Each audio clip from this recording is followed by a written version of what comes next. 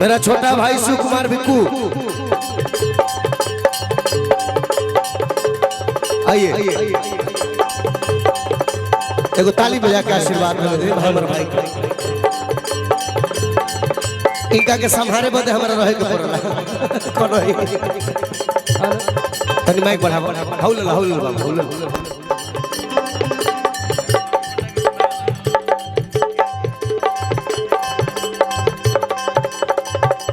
हमारा नवनीत भैया के साले साहब प्रिंस भैया आपके भी स्वागत बा, अभिनंदन बा।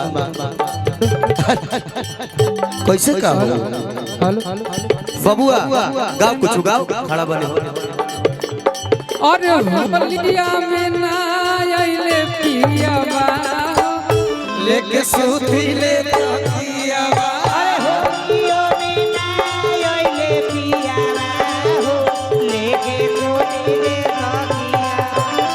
होलिया में ना आइले पिया बा लेके सूती ले तकिया बा। अरे होलिया में ना आइले पिया हो लेके सूती ले तकिया।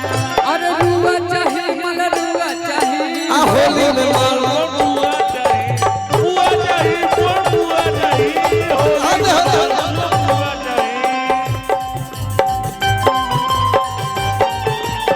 एगो फॉर्च्यूनर गाड़ी लागल बा राह पे बा, तनी देख ले के बदियो तनी हटा दे।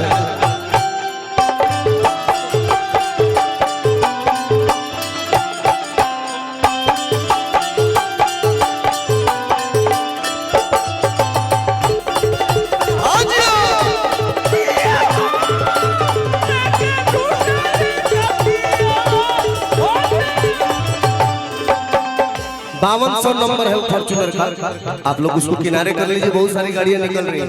5200 नंबर है। आओ भी कोई आप लोग जाओ गाओ। हम नहीं गाएंगे, तुम ही गाओ, मैं तुम्हारे साथ दूंगा, खड़ा रहो। नवनीत का नाम हेलो हेलो हेलो हेलो हम ये टेंशन हम बने नो आप है तो हम बेहतरनी पार कर सकते हैं। आओ ना भाई, हम बने ना।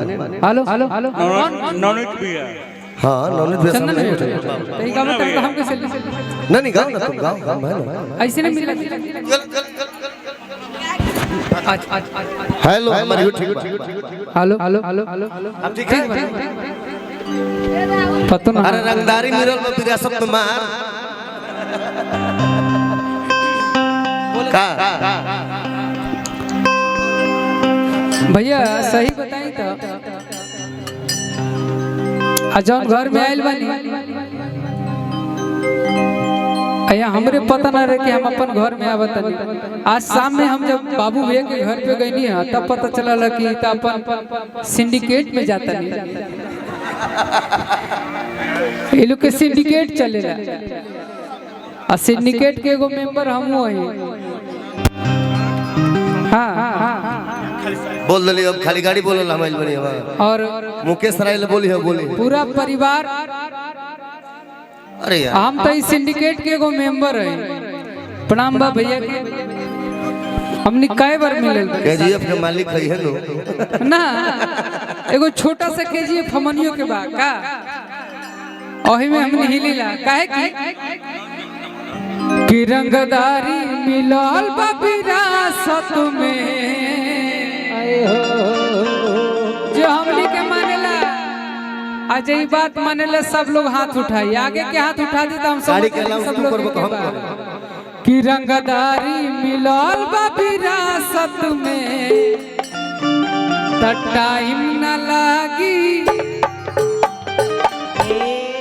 इसीलिए ना ए बिकू भैया तू गाना गावत है नहीं, छिनरी वाला इशारा करती है कने को हेने भी है लड़की हो के लाज ले आजकल। अरे नहीं कर सकता रे। होश में हो जो। अच्छा हम शायद ओइसने एगो गायक हो कि सिंडिकेट के हर मेंबर के घर पे हम कार्यक्रम के लेवली ना भैया, और सबके दिल में बसीला। आज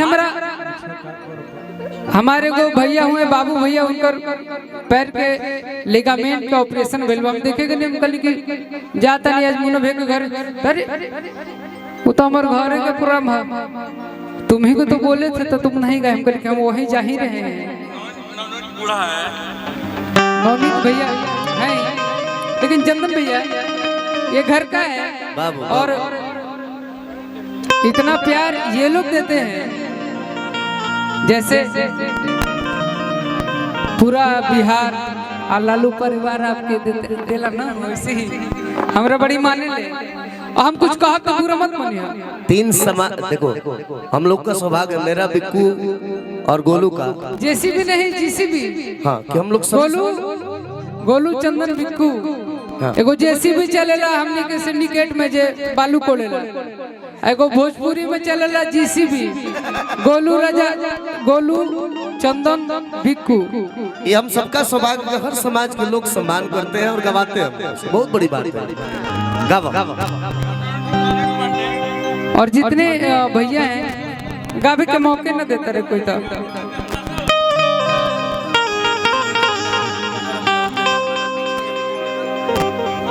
सबके देखा था नहीं, हम इतना अथी थोड़ी के बनी अनेरिया बनी का सब समझेला, लेकिन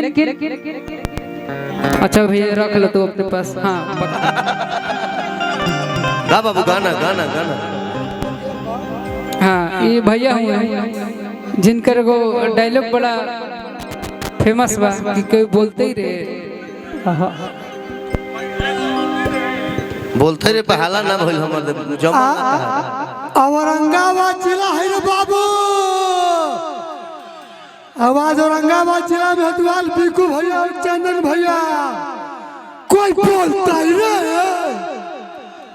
किंग जिला है रे बाबू।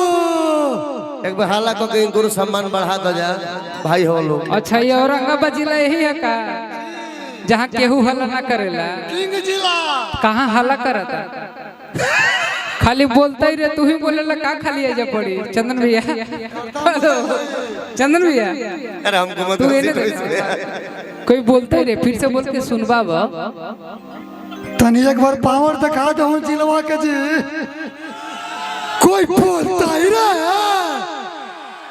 ठीक बा।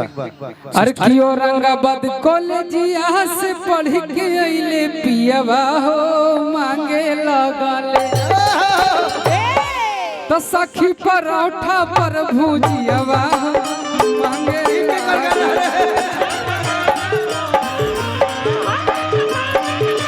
यही में जोड़े के बाद छने छने बदल तोहरो मिजाज राजम उड़ने बाज राजम उड़ने बाज।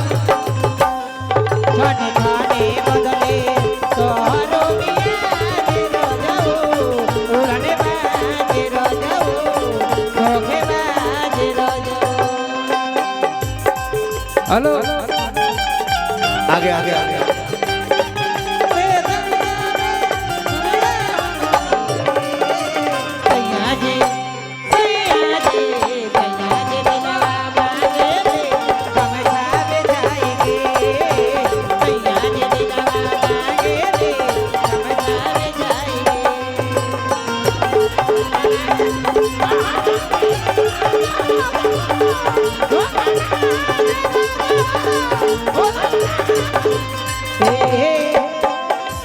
अच्छा हम